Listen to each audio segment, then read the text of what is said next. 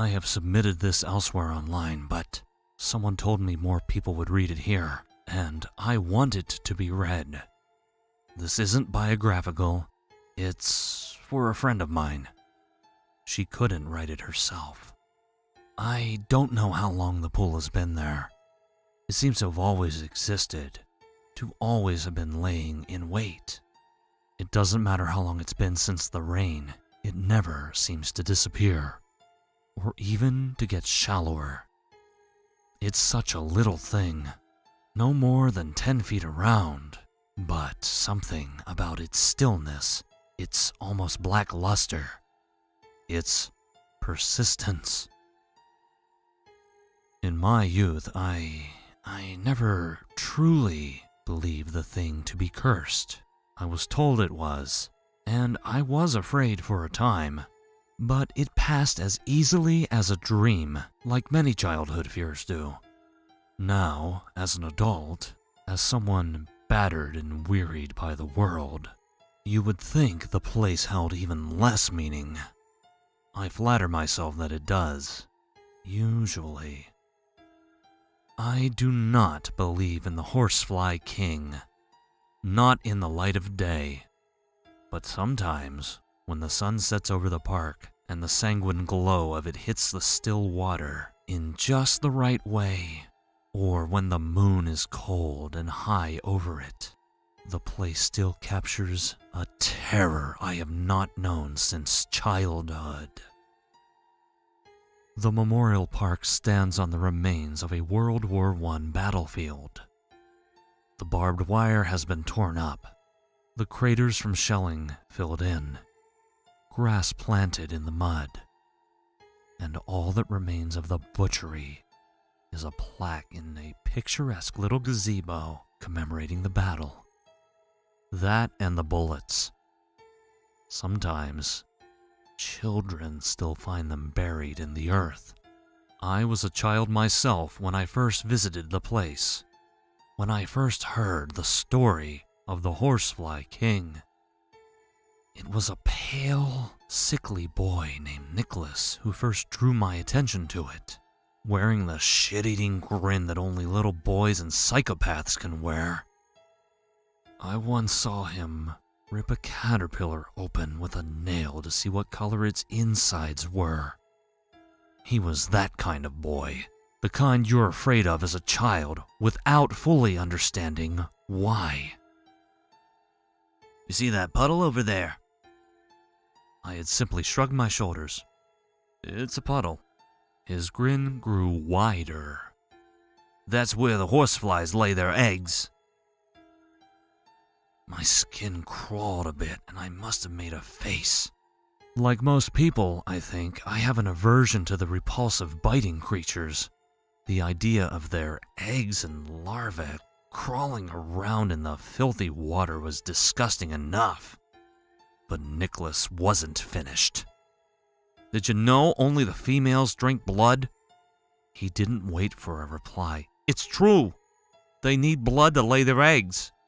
I heard they take all the blood they suck up, and they take it to this puddle and drop it in.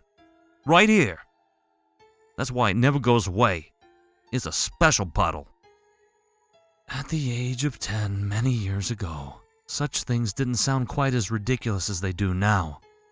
I didn't necessarily believe him, but I had a morbid fascination all the same. Special how?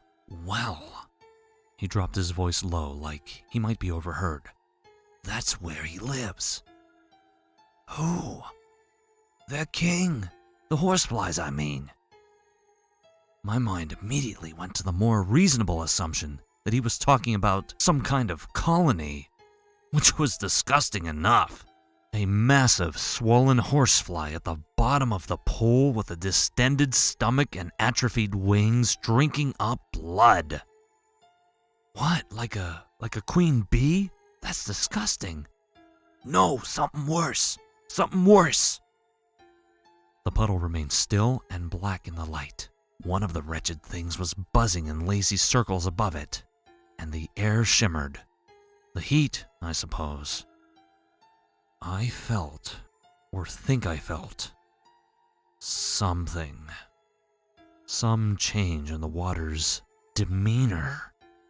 I know how it sounds, but before it was sluggish, sleepy. Now it seemed to have perked up somehow. To my mind, it seemed that some great invisible head had turned to face us and listen. The feeling passed, and even at that age, I was abashed for feeling that a puddle in the grass was looking at us. What are you talking about? It's what, 6 inches deep? Yeah, it's 6 inches deep. It's 6 inches deep, but 5 years ago, a girl named Emma wandered away from her parents and started screaming and screaming and screaming. She cried out for help, and her parents, just over that hill there, it took them no more than 20 seconds to get here, but by the time they did, she had drowned in it. Only 6 inches deep, and she drowned in it. I looked at Nicholas warily, trying to parse out if he was just fucking with me. Did they get the guy? He seemed exasperated, like I was an idiot for not immediately following his insane kid's story. It wasn't a guy, that's what I'm telling you. Nobody was around. She wasn't hurt at all. There's nowhere for anyone to hide. They would have seen him. Nobody else was here. It was... He gestured with his eyes toward the puddle again. Him. The Horsefly King. You don't believe me? I laughed at him a bit, more to make myself feel better than anything else. You can't be afraid of something you laugh off as ridiculous after all. He had grown angry with me. All right, if it's so stupid, you put your hand in it. What? You heard me. The shit-eating grin returned. There's no such thing as a horsefly king, right? So put your hand in the water. Watch what happens. Just watch. Gross, I'm not sticking my hand in some dirty puddle horseflies lay eggs in. Because you're scared he'll get you. I am not. This continued in the way children's arguments do, before I settled on a compromise. I would take a stick lying nearby and put it in, stir the water about a bit, smack the surface, and if no monster ate me, he had to admit he was full of shit. And I did. I hesitated a moment, staring at the murky water, and in that moment it didn't look like a puddle. It looked like a diseased hole in the world, a window to a different place, an infinite world of blood and dirt and biting things. A moment in which I was almost convinced something was going to jump out and eat me. But it didn't. I put the stick in until I felt the earth below. It was only a depression of a few inches after all. I laughed and stirred and splashed the water. I called in a sing-song voice for the Horsefly King to come out and play, to come and bite Nicholas. He had pouted the whole walk home, like he had actually wanted something to drag me under. But it had been nothing at all.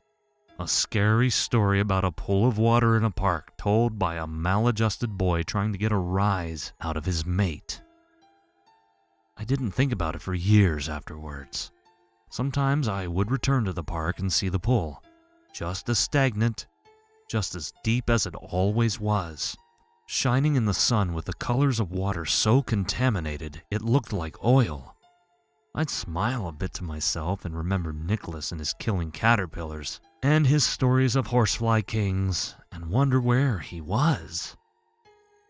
I hadn't spoken to him in years when I heard of his passing. It was hardly a surprise. Everyone knew he'd been a troubled boy, grown into a neurotic young man.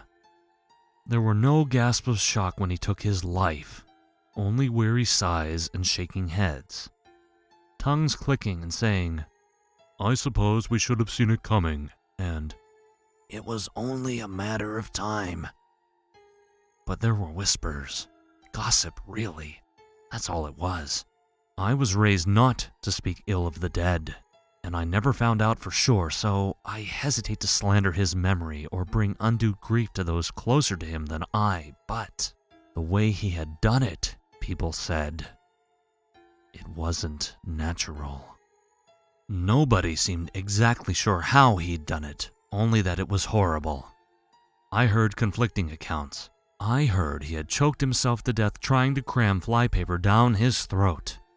I heard he had taken a pin and stabbed himself through the bone in hundreds of places, all over his body. Like how they used to test for witches in the old days, The man who told me that had said. I heard one that gave me pause more than any other. I heard that he was found in his bed, staring at the ceiling, bone dry, but his face was frozen in a scream of horror, and his lungs were full of filthy water. Filthy water and eggs. A voice in my head wanted to correct the woman who told me that version. Not my own voice, surely. Where did that thought come from? I still lay awake nights and wonder. I was in my 20s then. Too old for fairy tales. I do not believe in the Horsefly King. I do not believe in the Horsefly King. But the nightmares started soon after. My mind was just full of anxiety, full of depression, and that half-formed mix of guilt and grief when you lose someone you used to be close to, or didn't know as well as you should. That's why I see the pull in my dreams. Why I've been seeing it for almost a decade. It was scary. A boy who scared me as a child killed himself. Nightmares are perfectly normal. Everyone has nightmares. In mine, I'm standing in front of the pool, and there are flies buzzing around it, much larger than any real flies.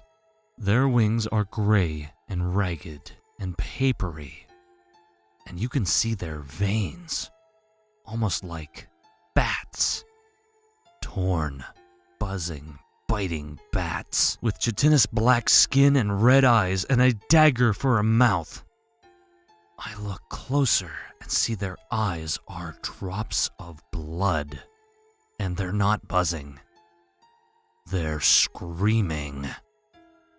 They're screaming and flying in ritual circles around the pool that's begun to ripple and change shape. Something is inside it, and it's coming to the surface. And if I see what it is, I'll go insane and die of fright. And I awake in bed, screaming and soaked with the sweat of terror, the kind that penetrates through your skin down to the bone and makes you so cold you forget how warmth feels. I don't sleep much anymore, so I lay awake and wonder whose voice was telling me it wasn't just filthy water, it was eggs too. I do not believe in the Horsefly King, but I have gained something of a morbid interest recently. I wondered where the story came from, you see, perfectly natural. I thought maybe it was a depression left over from a shelling crater. The thought had a certain romance to it. A spot, cursed by a man, or more probably a boy, his bones and tendons and flesh blasted apart and filled with shrapnel and mud, all for a senseless war. That would make it a wonderful story. But it had already been there. I know, because I hunted tirelessly for any first-hand accounts of the battle that park desperately tries to make pretty. Like makeup covering a black eye from... Forgive me, it's anxious work writing this all down. I don't want to give the impression I come apart at the seams over such fantastical and childish things. Yes, the battle. A journal from one Lieutenant Ronan spoke of the damn thing. It seems impossible it should have survived a century and all the landscaping, but somehow it did. A persistent blemish, if nothing else. It seems our boys had dug their trench just a few yards behind the thing, and that, even then, it was a source of vague repulsion and horror. Ronan never uses the term Horsefly King. I still don't know where Nicholas came up with that. If perhaps a voice not quite his own just said it in his head one day. The same voice that assured me yes, eggs in his lungs. And once he's in the ground, I get distracted easily. It's hard to gather my thoughts. At any rate, the pool is mentioned as the probable cause for one Private McBride getting trench foot. Ronan said he had walked through the water going to scout no man's land, and that he thought something bit him. He was a healthy boy, 19 years old. But that night, when they stripped his boot off, when they cut through the sock that was stuck to his skin, like flypaper, his foot had already begun to rot. There were maggots in it, Ronan said, and he had started screaming. They had to take his foot off. He didn't survive the procedure. A few nights later, one of the sentries was found in the barbed wire. He had caught himself on it somehow in the night, and ripped himself open in maybe a dozen places, struggling to free himself. Ronan stops to describe the smell of his organs hanging out of his stomach, his intestines drooping in the dirt. The sentry's blood ran in a rivulet straight into the pool. It was strange, he remarked in his next entry, that no one should hear him screaming. He must have been in that wire for upwards of an hour before he died, but nobody heard him. To a man, not one of the soldiers had heard him scream. It seems after that incident, the men avoided the thing like the plague for their few remaining days on Earth. The battle was a catastrophic failure. The boys butchered and shelled and gassed. Sometimes I wonder what became of the Germans who killed them. There's a cold certainty in my heart that they didn't fare much better. I do not believe in the Horsefly King. I've just done some digging, that's all. A friend of mine died. Not a friend, a terrifying boy died a terrifying death, and I have grown anxious, and that is all. But after the war, when the park was first planted, one of the men who had landscaped it was found laying next to the pool. Every inch of him was covered with horseflies, a black, crawling mass covering his skin. They had bitten him to death. They had bitten him on his tongue and his eyeballs, and crawled into his throat. In 1954, a woman who frequented the park suddenly went raving mad. She nearly killed herself trying to destroy her ears, trying to make the buzzing stop, she said. She died in the hospital, her hands still clamped over her ears. In 1978, a man murdered his own wife, his own pregnant wife. I will spare you the details, but you should know the police found him next to the pool, having slit his throat after dropping something small and bloody into it like a sacrifice. In 1993, the girl named Emma disappeared. Nicholas hadn't known the whole story. She didn't drown in the pool. Not immediately. She vanished without a trace. They searched for her for 3 months before they found her body, face down in the pool, right where she vanished. And then there was Nicholas. I know what these things are. Isolated incidents. A meaningless correlation. My own confirmation bias. Every minute of every day, someone walks right past a dirty puddle and nothing happens to them at all. But sometimes, just sometimes, when the sun hits it just right. My nightmares have grown worse of late. Nicholas's voice is hard to hear. He gurgles and water keeps pouring out of his mouth as he stands over me in bed. I think I see something wriggling in his voice box. He tells me the Horsefly King bit him good, just like I asked. Bit him so he burned and drowned, but he didn't die. Can never really die. He says the eggs need blood, and the blood needs pain, and all the stagnant water in the world is his domain. The pools are his eyes, and he sees everything I do. And to me, it's been decades. But to him, I'm an amusing little distraction for a moment. Nicholas smiles, and I can see his teeth are black as he says, "Like a boy pulling the wings off a fly that bit him. That's what you are to him. You bit him, and he will do things to your body you didn't think were possible. He will make you scream and scream and scream." I do not believe in the Horsefly King. It's tinnitus ringing in my ears that just sounds a bit like a buzz sometimes, and that red circle in the sky is the setting sun, and it reflects off the water. It is not the eye of a great fly or a drop of blood drawn from God's flesh, with the unholy dagger mouth of an abomination that tortures men and women for decades because it feels a moment of boredom. I fear some horrible fate will befall me. I think I may be sick. Whose dark dreams are these? Whose deranged thoughts? Not my own. They can't be my own. As if a fever has come over me, slow cooking my brains and my skull. I say it is only sometimes I try to force myself to assure you it's just my writing about it that's made me come undone. That I am a sane man. That nothing is in the water. There are no ghosts or goblins or beasties in the world. But when Nicholas floats over me at night, in the still water dripping from my ceiling onto my face, he tells me, "The Horsefly King likes the taste of liars the best." I purchased a revolver. I don't know what I intend to do with it. I dare not tell anyone. They look at me strangely enough since I fell into the bottle. They fear I may do harm to myself. I fear something else might. That's why I'm going tonight.